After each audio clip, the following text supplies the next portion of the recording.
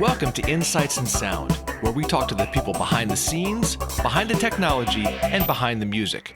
People you may not know, but you should. And please check out getitinwriting.net/shows for a full list of our podcast YouTube series.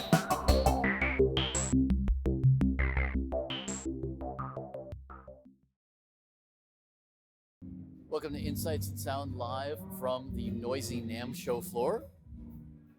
My guests are Brian Ali, who's officially not artist relations for Roland anymore.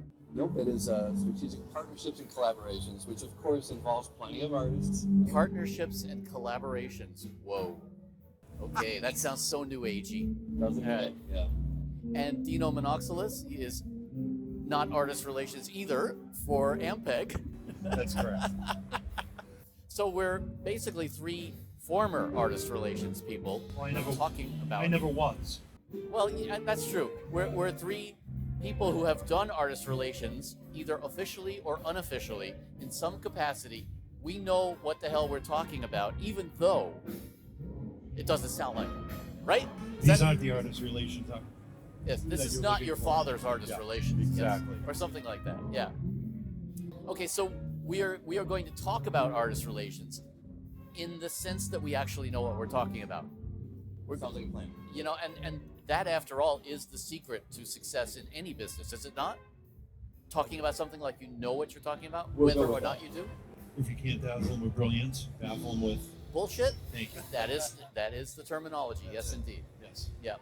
So, in all of our endeavors, we have run into a lot of situations where artists are looking to hook up with a company, right? First red flag is always, They're looking to hook up with a company. thank you. I mean, let's be honest. Yeah. You know? Yeah. What is, okay, this should not have to even be said, but the nature of the relationship needs to be symbiotic or it doesn't work, right? Absolutely. And is that not the biggest challenge that you guys find when people approach you? Yeah, it's a business relationship. Just like, if I'm going out looking for clients, it's an agreement. It's a business relationship. It's what can you do for us and what can we do for you, and it's going to be equal. Yep. And we used to actually run into issues with some of our distributors who would constantly call our people endorsees. And no, it's such a misnomer because we're not endorsing the artist is endorsing our product. 100%. And that is just exactly it. If we have, and there have been times when and I know you guys have run into this too, when you will choose to not work with an artist, not because they're not great, but because maybe there's some other issue, whether it be political or social in some sense or another, where it's just not going to play right with your brand, right? Yeah. I think that's where the relationship part comes in. We were just talking about this. There are going to be times when it makes sense for any brand to engage with certain artists and times when it doesn't. And that's the two-way street. So if there's a finite amount of product, which is usually the case, we don't get endless gear. It's a great keyboard, so every band should get a free one. I don't disagree with that, right? But we may only get 10 to give away, and there may be a targeted market of here. And so we have to target that market, and that's where we're directed. So I think sometimes artists may take that personal. We've certainly experienced that. Sometimes intercompany may not understand why things go. I mean, there's always, there can be high emotions when there's high stakes, and this is an industry of passion, and a lot of people, a lot of companies also are smaller companies without endless budgets, just like artists don't have endless budgets. And, I think that's where the two-way street goes, and that's where the investment and the return have to make sense for both sides. Yeah, it's funny. It's like, especially with Ampeg too. I'll have an artist approach and say, I don't need anything. I don't need any gear. I don't need any tour support. I just want to be on your website, and I want that relationship. And, and then it's, again, you get back to that conversation. Okay, so why do you want that relationship with the brand? Do you just want the association? Does it elevate your status as an artist to be associated with a brand? If so, then what do we, as a brand, what are we getting out of this partnership outside of, obviously, hopefully you'll go out and what we say evangelize the product or talk about the product, but it's what are they bringing to the table other than the fact that they just want to be associated with a brand per se. One of the things that we used to do, and I'm sure you have something along those lines too, is something of a tiered system of how much exposure can we get from this artist? How much is this artist's exposure worth to us? And that's, how do you quantify that? That's the $1 million question. Yep. You can quantify it in certain ways. There are different software programs that are used where you can take a look at their reach, how many clicks, and if they're, are they seeing an advertisement off an artist page and clicking all the way through to buy a product? Amazon has its affiliate program which rewards artists that recommend products. So there are many ways to measure that, and I think those are obvious important metrics that a company's going to look at. Is it easier now than it used to be? Yeah. It used to be it's just, easier to get the data now. Yeah. Yeah, because it used to be just, are they on a label or not? Are they touring or not? Yeah. And though even with that, sometimes those numbers can look great, but in an ad there might be a particular vibe that they're looking for. And and I think sometimes feelings get hurt. That's the worst part, right? You want to keep everybody happy. And that would be with do's and don'ts, the topic here. I think I can never stress it enough. If you're forming a relationship, and this goes for companies too, like you said, that's the most important part. Get the relationship solid first, because then the interactions follow, and they're meaningful that way. And I think anybody that approaches a company to learn about the company, to express their interest and passion, and say, hey, I'd love to do this together. We could share audiences, we could exchange this, we could do that, whatever it is. There's going to be more interest than just, can I have something? Yeah. So. Yeah. You bring up an interesting point, though, because it is so much different now. Are you looking more at exposure? Are you looking at touring? What kind of metrics are you looking for in terms of the people that you are associating with? That's a great question. It's going to depend on the product, I think, and the brand. Sure. In the case of Ampeg, there's so many variables. We're a Bayesian company, so in a lot of cases, it's a matter of, it comes down to simple statistics of, okay, so you're going on tour. What's the stage setup? Is my gear going to be on stage? Is it going to be underneath the stage? If it is going to be underneath the stage, how are you going to make that known that you're using Ampeg gear, without it physically being on stage? That type of situation, I run into that all the time when somebody approaches us. Sure. And you got to ask those questions. It's not just being a jerk about it, but it's like, with clean stages and now set design. I had an artist say, yeah, no gear on stage, and it's not even the artist's choice. They hired a set designer, and everything is underneath the stage at that point. Which is much better for the front of house person, for the of course. For the production in general. So sure, I understand that. But now in that case, we don't have the media that we used to have. Right. We don't have the magazines that we used to have, the interviews and stuff like that. How are you able to milk that? Well, there's more. In essence, there's much more media. And so it's just different, And I think touring is one thing, right? And certainly their websites or their social media is another. But how an artist or a musician in a band brands themselves personally is now incredibly important to brands also. Bingo. And that's what I'm looking for. we make video products also at Roland, so we work a lot with content creators. And when you go around that audience and those creators, each one, trust me, when they start making a living at it, each one has a brand, they have a personality, they have a color scheme, they have a font, they have, they run these like companies. And I think if musicians approach today's companies the same way, and many of them do, we have some that are creating backstage experiences and fan engagements, and those are the things, when shared, can greatly improve that experience and that relationship for both sides. Yeah. So you're finding artists in general are much more sophisticated about marketing. Oh, now. absolutely. Yeah. Forget about going to music school. Take a marketing course. Yeah. But you bring up a very good point. It's like they have to run their own enterprise. It's not the days of just being a rock star anymore. You have to You have to know your brand, identify your brand, you know, and sell it, and really sell it. Yeah, and in that sense, you're selling. You're becoming they're becoming an extension of your marketing department to Yeah. a certain extent. And so again, you've got to be even more careful with how they're messaging and what they're messaging. Yeah. That runs into a whole nother gray area that you just got to be careful, you know. And it's I mean, we run into situations where Ampeg obviously being owned by Yamaha, and you know the broader scope of things is like I've been told many times, like, we have to be very careful, because even though Ampeg is a rock and roll brand, it's still associated with a much larger brand, and you know, Yeah. we gotta be careful how we portray that, you know, in our association, and so yeah, you want to. I'm trying to find the words how to convey this, but you want to partner with somebody that has that same brand value. Which is harder and harder to do, I think, because there's so much of a diversity, you know, and that's something that, you know, I think it's difficult also to, when you're approached by, let's say, I don't want to say lower level artist, but an artist who is not at that point in their career yet where they're really well known.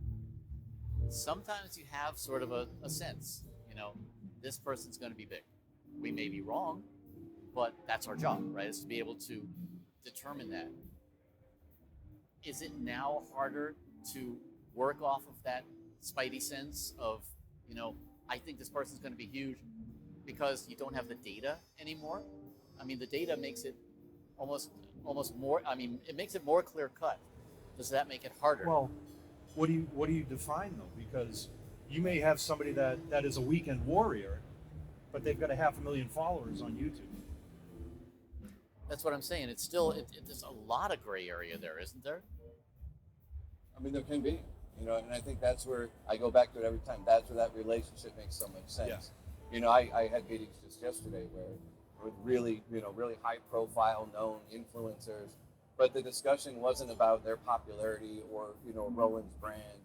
It was all about just how to work together to increase an audience, create a better experience. And those are the dialogues that I think drive both sides forward. Those are the ones that will interest any brand, you know. And I see more and more of that. And I think the more we all think that way, the more we'll move forward. You know? So is that sophistication, that degree of sophistication, creeping up to even older artists? Because older artists, more established artists, they're used to kind of having their people and having things done for them, you know? It depends on the artist. Yeah, but definitely of depends course. on the artist. Yeah. I would say the older ones that have the means are getting it done for them, right? Yeah. The ones that don't, you know, some are on board, some aren't. But you know, one of my last live streams that I did with an artist was for a '70s artist, you know, who was out there kicking it. You know? So, you know, hey, it's. Yeah. Now the whole live streaming thing, is that also impacting your decision-making process? More so during COVID, right? I think Sure, yeah. that was a vital way to reach audiences during COVID. You know, right now there's an incredible demand for live streaming.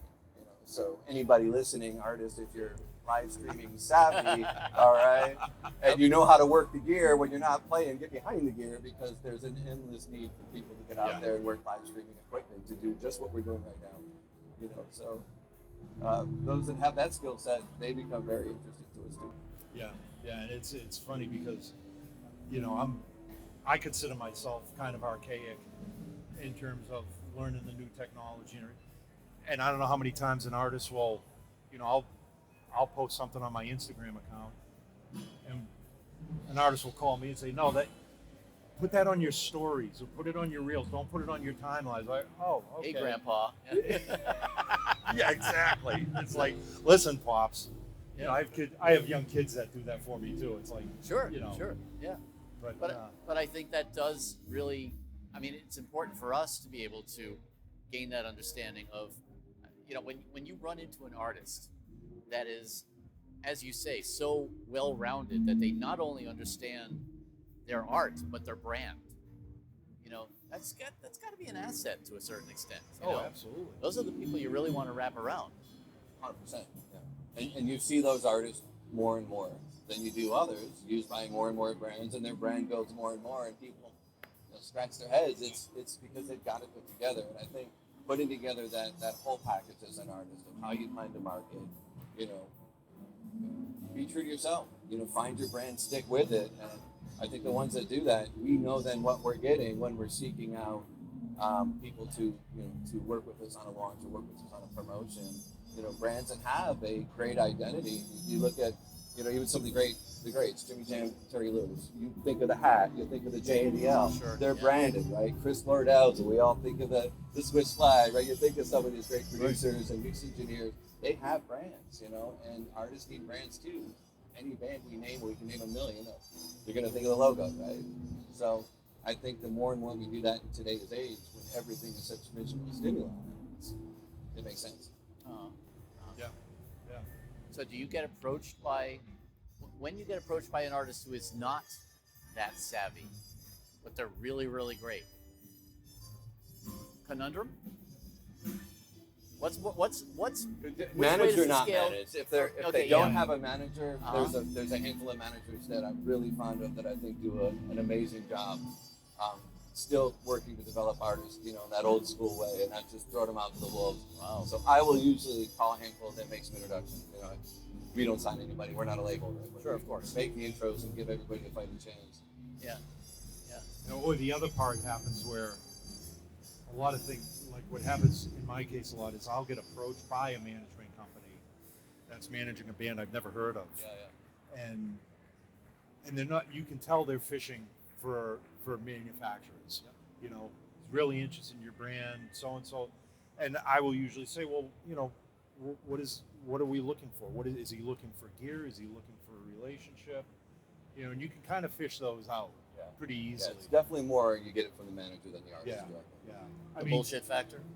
In our instance with the product, for us, it's usually they're trying to get the studio sound to the stage, right? So once you get out, because that's always, everybody wants to hear it just as it was on the album, which, Right. It's unfair, You gotta have right? it, It's yeah. unfair, but, but they get it there, right? So, Well, that's why so many people perform the tracks now. I know. Yeah. I miss the jams. I know. Well, and that's, I think that's part of it is you're looking for somebody who is genuine.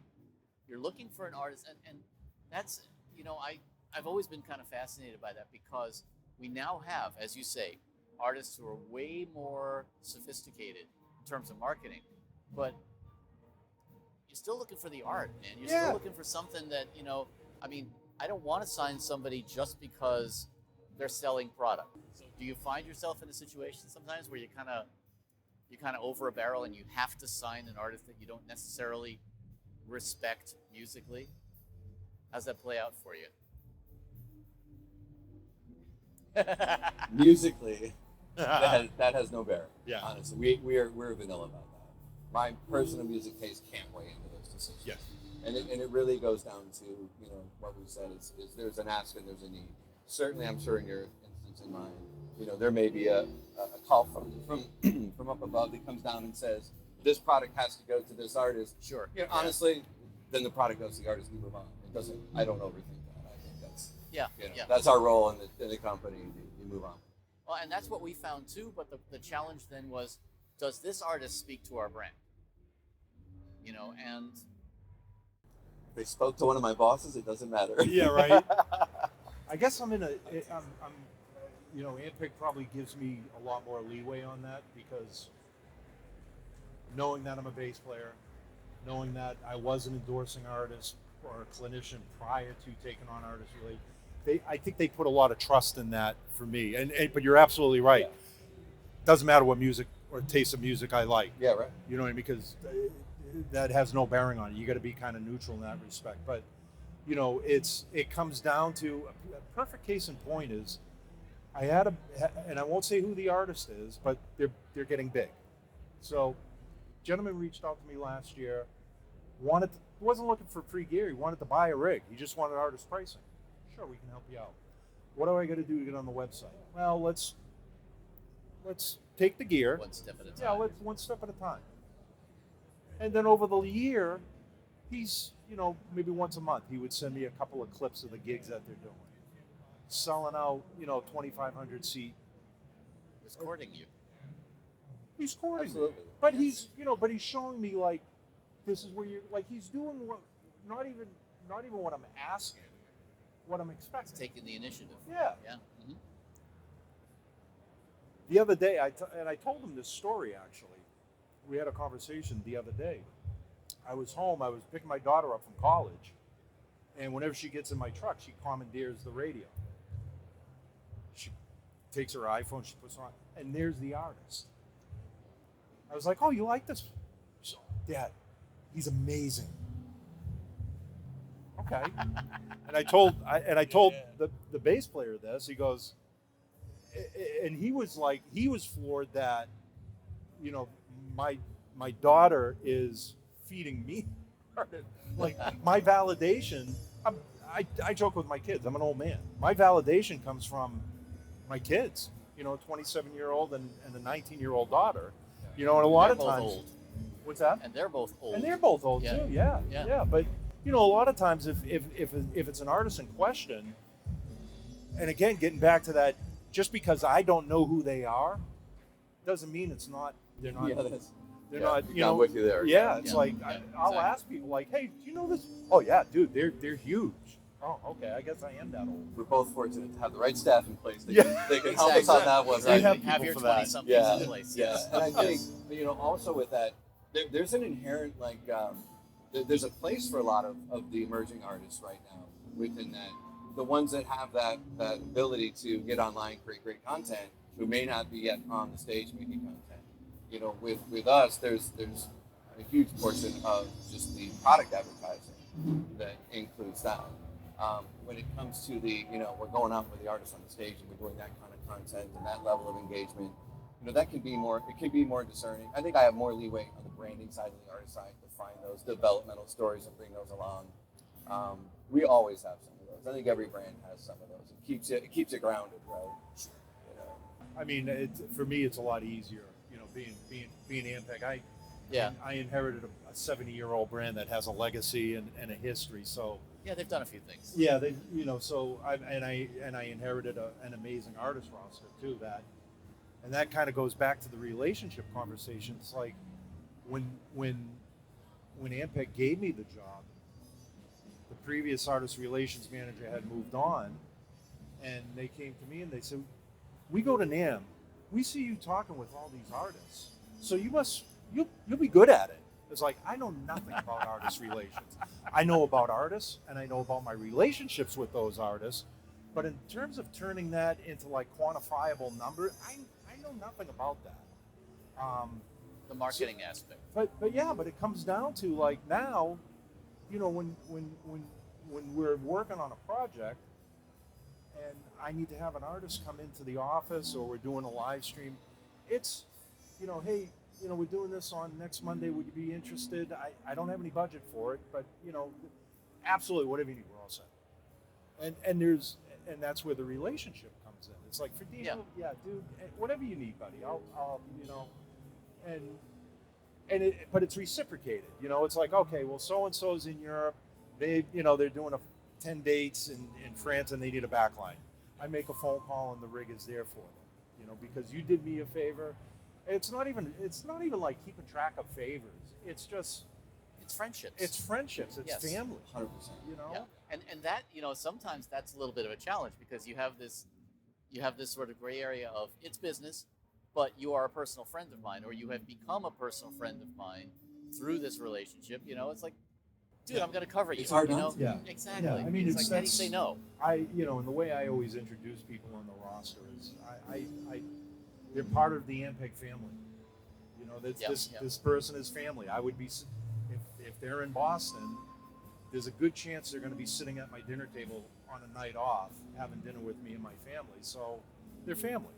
Like, when you're working with somebody who's gone from act to act, Exactly. hit high times and low times, had Yep. married or divorced or kids born, and likewise they've been through everything with you. You can't then suddenly, if you take another position, or they don't just disappear. Right. No, You know, and in right? fact, These are that's, lifelong friendships, you know, Yeah. and that's the way we approach them is, do we want to be with this person? Do we want to work? Can we work together? We don't always have to get along. We're not always going to be on the same page with the same product. but they should That's be a fine. good hang. You know? Absolutely. Yeah. Yeah, yeah. And you know, in the flip side of that too, there's been times where, you know, we'll give them a certain assignment. Like, hey, we just came out with this new pedal. I'm going to send it to you. Would you mind doing a couple of social posts? A week goes by, nothing. 2 weeks goes by, nothing. 3 weeks goes by. Hey, dude, just do me a solid because my boss is on my back and he's waiting to see that social post. Would you mind doing that? And you know, so sometimes you gotta, yeah, just like with my brothers. Sometimes I gotta go up and poke them in the ribs and say, hey, you know, you said you were gonna do this for me. So Yeah, yeah. But for the most part, do you find that the artists are more conscious now of reciprocating in that sense? yeah, for the most part, they, and I think when they don't reciprocate, it's got to be in the back of their mind, like, oh shoot, I told Dino I'd get this to him. I gotta, yeah. We both hesitate because I think the answer is the ones we're working with do. And so do we for them. Yeah. Right? Exactly, And that's exactly. the thing. I mean, that's the honest to God truth. Well, you know, it's like any other relationship. You got to maintain it. Yeah. You know, and you got to maintain it on both ends. Yeah, and they, I mean, like you said, it comes back to they know their brand, they know their responsibility, they know, you know, it is a business relationship too. You know that it is that, you know, yeah, we're family, but I do have obligations that, and a lot of times it's not, you know, something I blame it on my boss. I'll come right, you know, it's like, hey man, the bean counters are like, you know, we gave you this amplifier. Bean counters are asking me, where's, Yeah. and Where's our return? that's not making it up. Yeah, It's so, like, no, that's not really making it up. you know, it's Yeah. like, hey, listen, not, you know, yeah. we put out $5,000 worth of gear on this store, and we haven't really seen much in terms of social return. So, you know, so that yeah, it's in the back of their mind. Like Brian was saying, at least the people that we work with, you know. Yeah. So being approached now, you're still approached on a regular basis, both of you, I'm sure. So let's. I'm going to get hit on to- Ryan up after. Me too. He's got the shit, man. So let's give some advice. People who are thinking about, wow, man, I'd really love to be involved with this company. For each of you, what's your first red flag of like, no way, you know, and conversely, what's your green flag?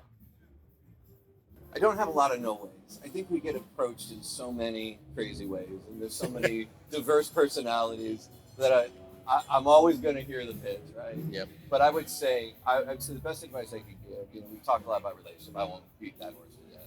But know your brand and know what you're after. If you're chasing this for a career, or you're chasing this for a second job, or you know, if this is a meaningful source of income or a commitment in your life, then you need to know what brands make sense to you, and those brands should mean something to you, because that will come out in your content, right? If you're a guitar player, don't go see drum companies because they might give you sticks or something, right? And you'd be surprised how many people will go outside the categories and just the asks keep coming and coming, and it's Really? yeah, there's you know, it's a finite amount of gear that gets placed into this category of gifting and seating and things like that. And, Sure. and so if you really know your brand and what you're passionate about, that will come through in your ask with the companies that you're going after. And likewise, you know, we do the same. We really have a target audience, a target market for a given product. And don't take offense if it's a no on that one. Come back. Keep coming back. There's nothing wrong with that, you know. This is definitely an industry of the squeaky wheel, right? Oh yeah. So, Yeah. I guess, yeah, same thing. I probably have a couple of red flags, and one of them being just being overbearing. Don't car salesman to me. You know, it's like chances are, and I will say, again, the bass playing community is a much smaller community. There's a really good chance I know you, or through 7 degrees of separation, I know who you are. So don't oversell yourself.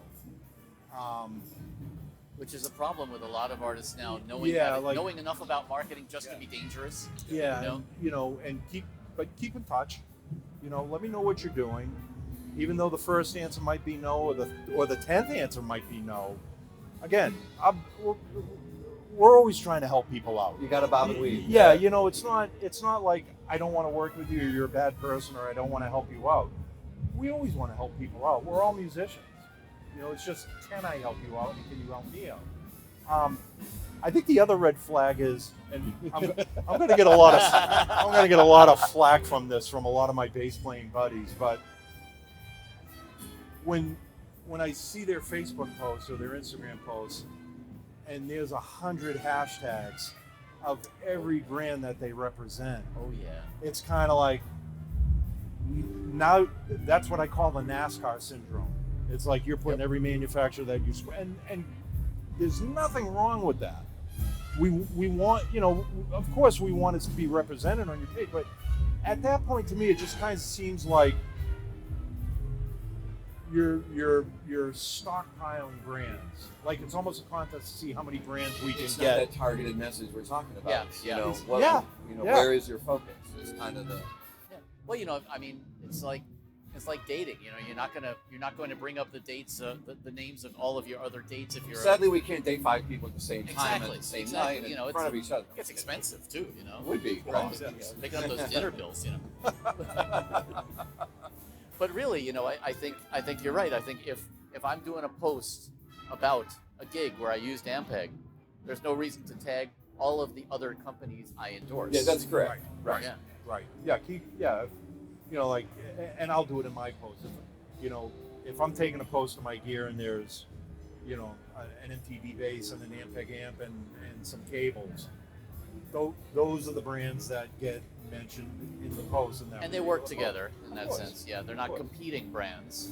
So for you guys, basically, at this point, you're not really doing this anymore. Are your companies still doing this kind of a, shall we say, tiered approach to artists? Yeah, we certainly are. Roland, when I established a global artist relations program for Roland in 2017 and moved over to branding sometime during the COVID process.